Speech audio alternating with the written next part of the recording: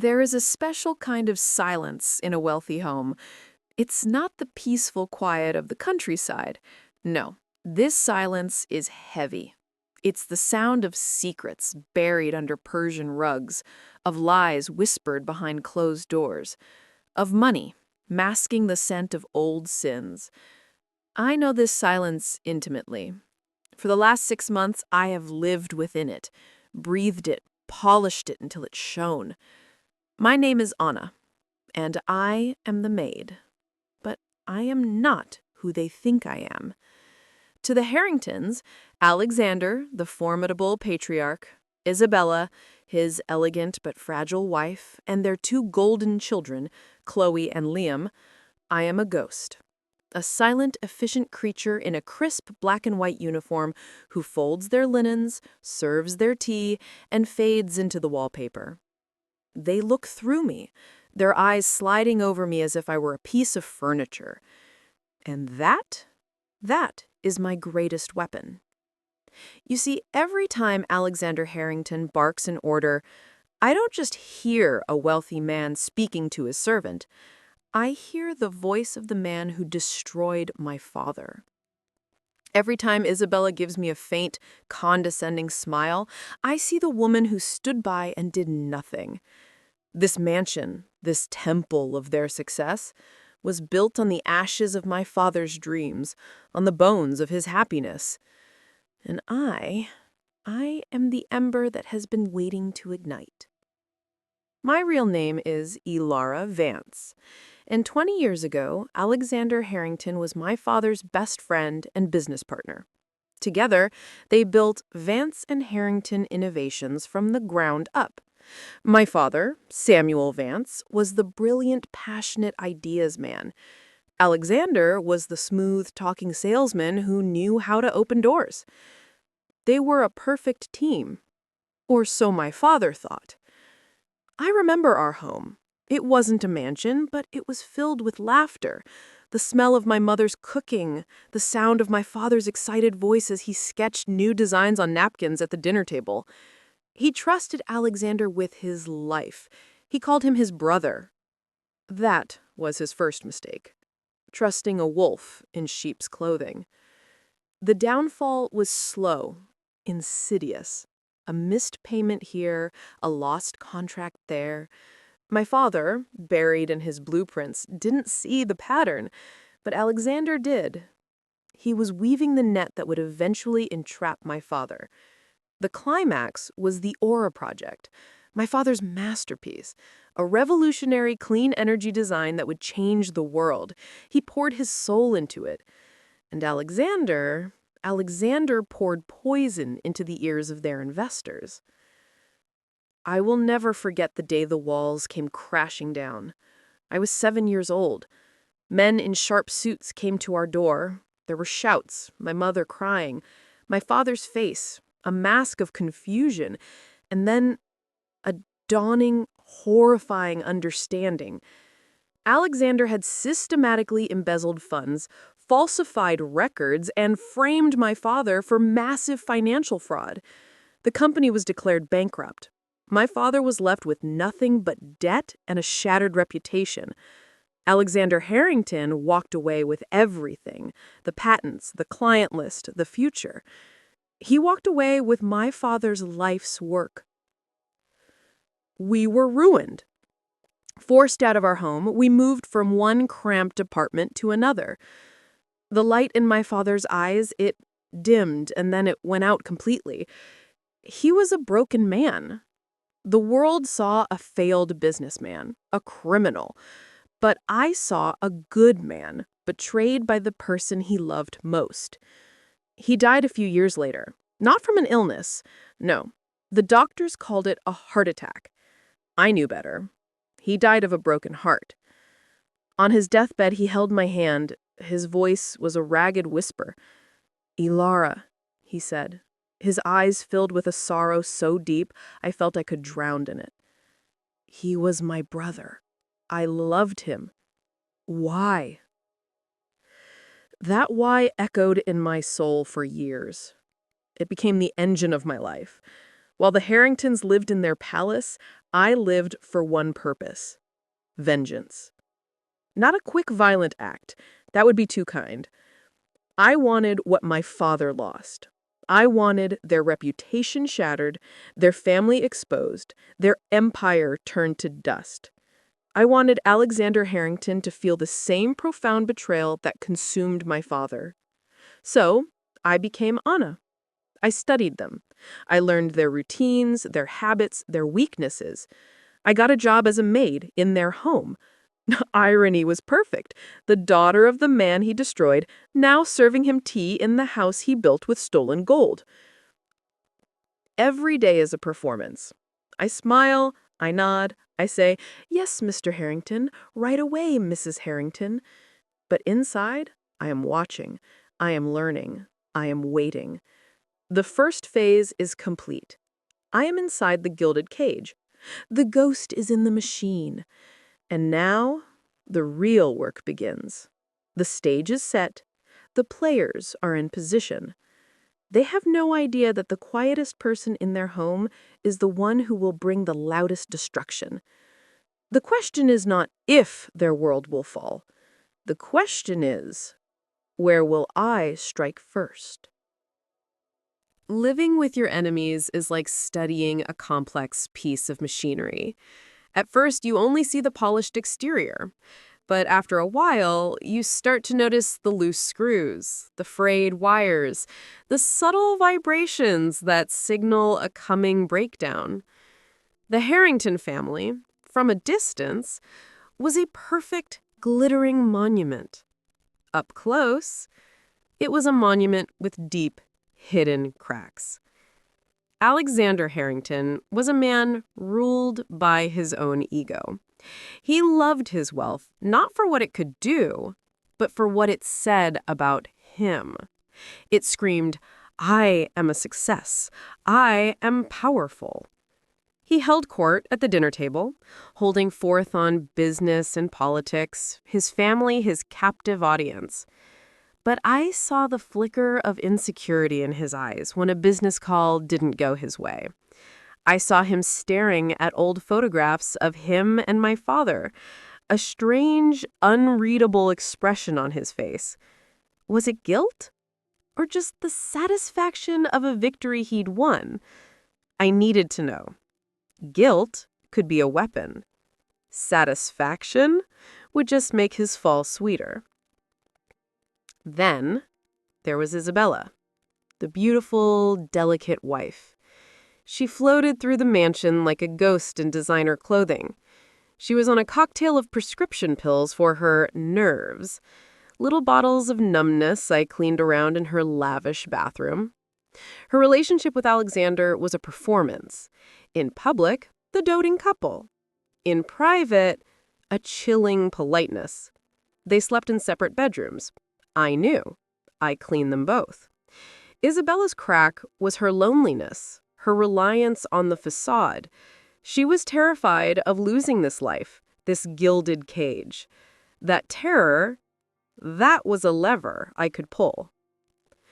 Their daughter, Chloe, was a spoiled socialite in training. 20 years old, with the world handed to her on a silver platter, and she still found reasons to complain. The wrong brand of sparkling water, a dress that arrived a day late. She treated me with the same disregard she might show a malfunctioning appliance. But I saw her desperation for her father's approval, an approval that was always just out of reach. Her crack was her vanity, her need for external validation. And Liam, 22, the heir apparent. He was different, quieter. There was a kindness in him that seemed out of place in this house. He was the only one who looked at me, really looked at me.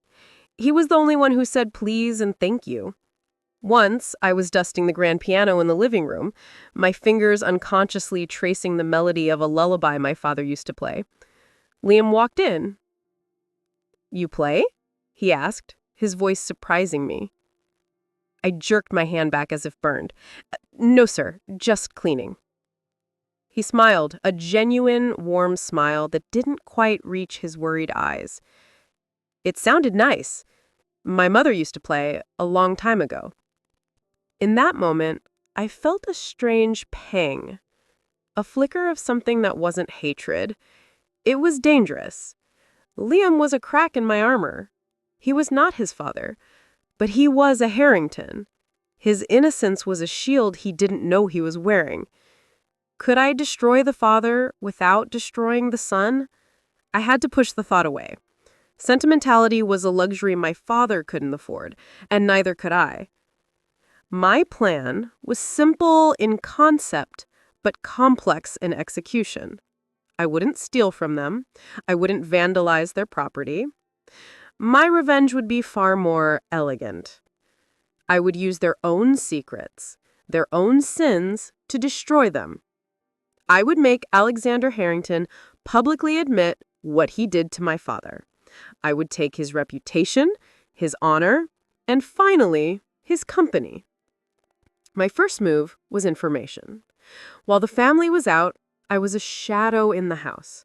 I learned the combination to Alexander's study lock by watching the subtle movements of his fingers from the hallway. His password was his ego. Chloe. 1. I accessed his computer, a treasure trove of deceit. I copied financial files, old business contracts, and personal emails onto a tiny hidden flash drive. It was slow, painstaking work. A few minutes here, a few seconds there. But the real breakthrough came from an unexpected place. The attic. Mrs. Harrington asked me to fetch an old trunk of hers. The attic was a world of forgotten memories, dust dancing in the slants of light from the circular window. And there, tucked behind an old dresser, I found it. A box. It wasn't labeled, but something pulled me towards it. Inside, I found my past. There were photographs. My father, young and smiling, his arm around a younger, less hardened Alexander. There were sketches, my father's sketches, for the Aura Project, with property of Vance and Harrington stamped on them. And then, buried at the bottom, a journal. Not my father's. It was Alexander's. My hands trembled as I opened it. The entries were from 20 years ago. I read his own words, his cramped, frantic handwriting detailing his growing resentment of my father's genius, his jealousy, his plans to, quote, take what was rightfully his. And then the entry that made my blood run cold. It is done. Samuel suspects nothing. The funds are diverted. The stage is set. When the board turns on him, he will have nothing. It's a shame. He was a good man, but business is business. I have to think of my own family's future. A shame. He had destroyed a man, a family, and all he could call it was a shame. The coldness of it, the calculation, it took my breath away. This journal was more than evidence. It was a confession, a signed admission of his guilt. But I couldn't take it. Not yet. If I did, he would know someone had been here. I had to be patient. I took pictures of every page with my phone, my heart hammering against my ribs. This was the weapon. This was the truth that would shatter his world. As I placed the journal back in the box exactly as I found it, I felt a shift within me. The ghost was no longer just observing. The ghost now held the strings. The performance was over. The play was about to begin. Alexander Harrington was about to learn that the quietest footsteps often lead to the loudest fall. There is a particular art to revenge. It's not a blunt force trauma. It's a poison, administered drop by drop. You have to weave a web so fine, so intricate, that your prey doesn't even feel the threads until they are completely immobilized. With Alexander's journal in my possession, digitally at least, the poison was ready. Now it was time to start the administration.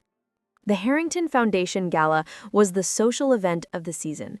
The great and good of the city were there, all glitter and false smiles. Alexander was in his element, holding court, the benevolent philanthropist. Isabella was on his arm, a beautiful, vacant smile plastered on her face. I was there too, of course, serving champagne. Invisible. My first drop of poison was for his business. Using a secure, anonymous server, I began sending snippets of the financial data I'd copied to a relentless financial journalist named Ben Cross. A whisper about questionable offshore accounts. A hint about contracts secured through less than ethical means. I was like a ghost in the machine of his empire, introducing tiny, chaotic lines of code.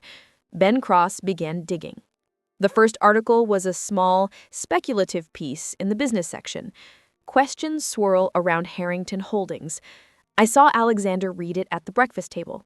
His knuckles turned white as he crumpled the paper. The first thread of the web had been laid. My second target was Isabella. Her weakness was her fear of exposure. I created a fake social media profile, a friend from her past, and began sending her gentle, nostalgic messages. Remember the old days, before all the money? You seemed so much happier. I watched her. She'd read the messages, her face pale, and then she'd reach for her pills. I was stirring the doses of the woman she used to be, reminding her that her present was a gilded lie.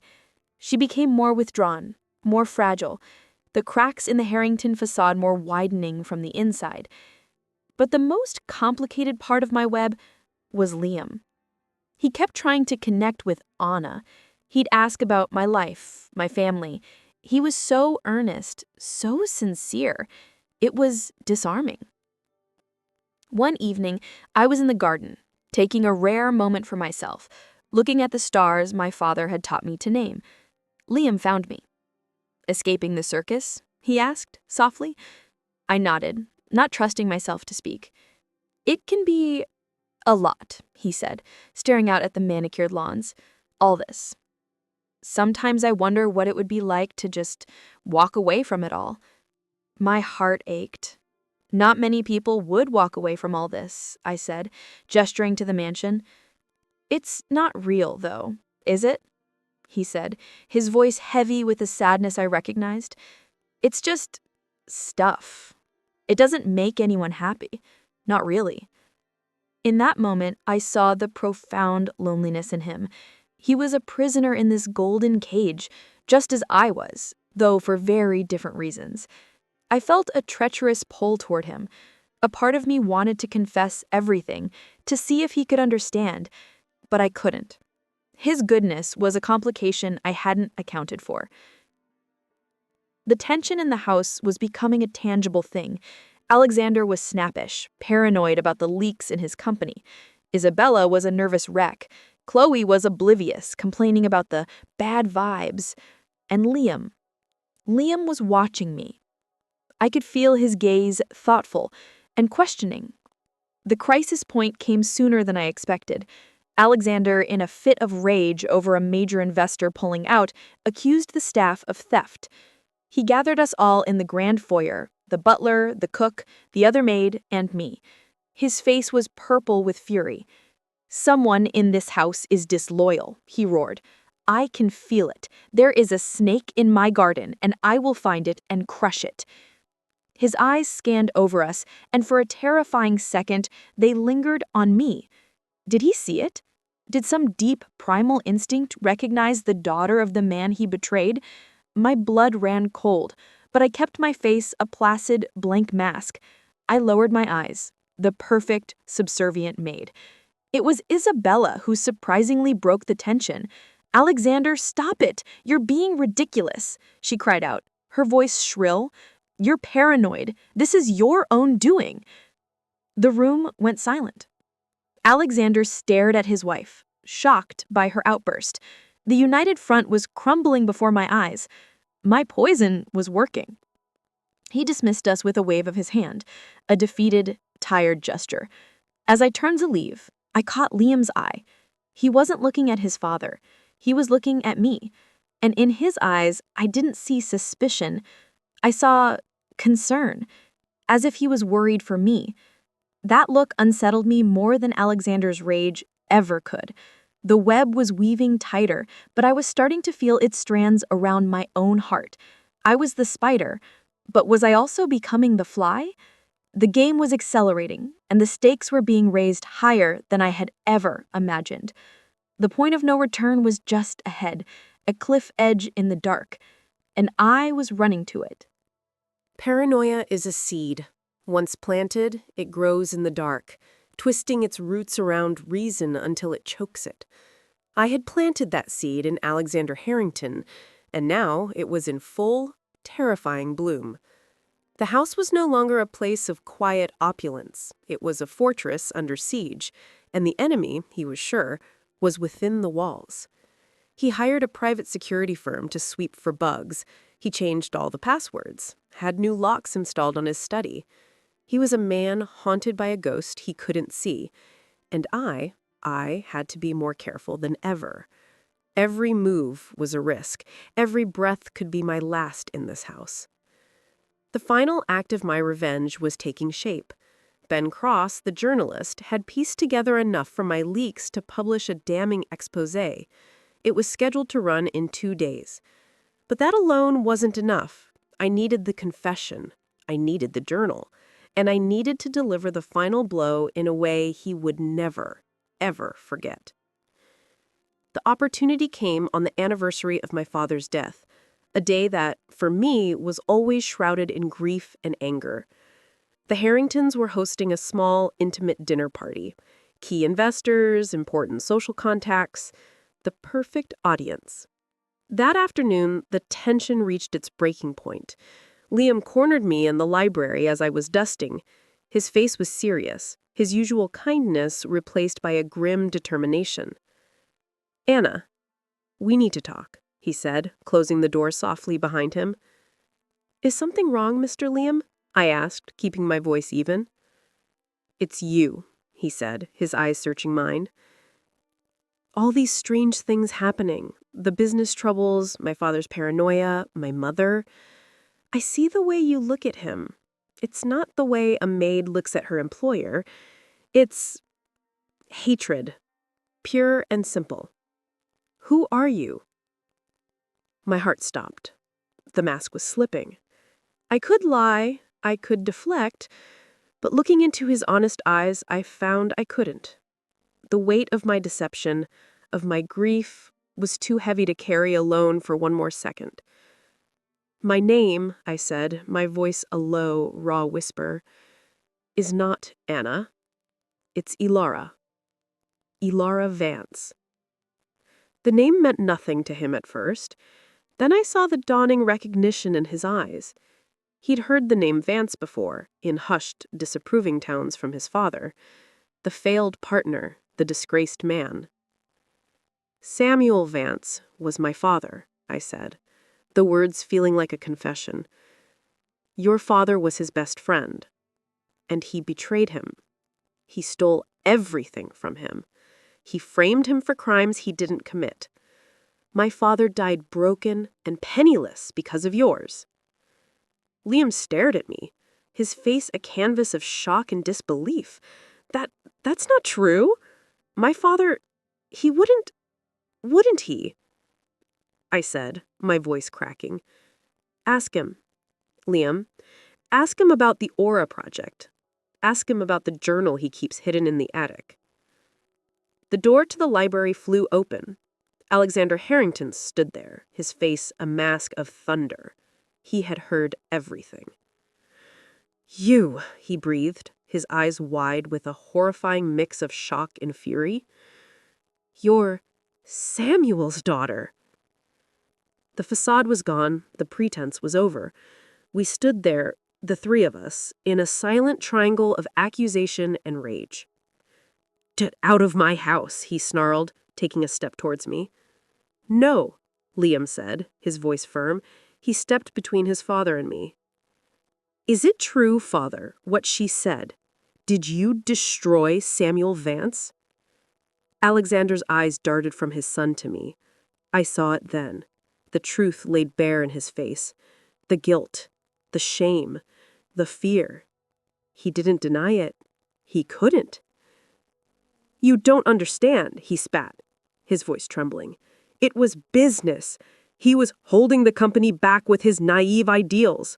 I did what I had to do to secure our future, your future." Hearing him admit it, even in this twisted, self-justifying way, was like a dam breaking inside me. 20 years of pain, of anger, of loss came flooding out. "You didn't secure a future, Alexander," I said, my voice cold and steady, though my whole body was shaking. "You murdered my father's soul, and now I'm here to return the favor."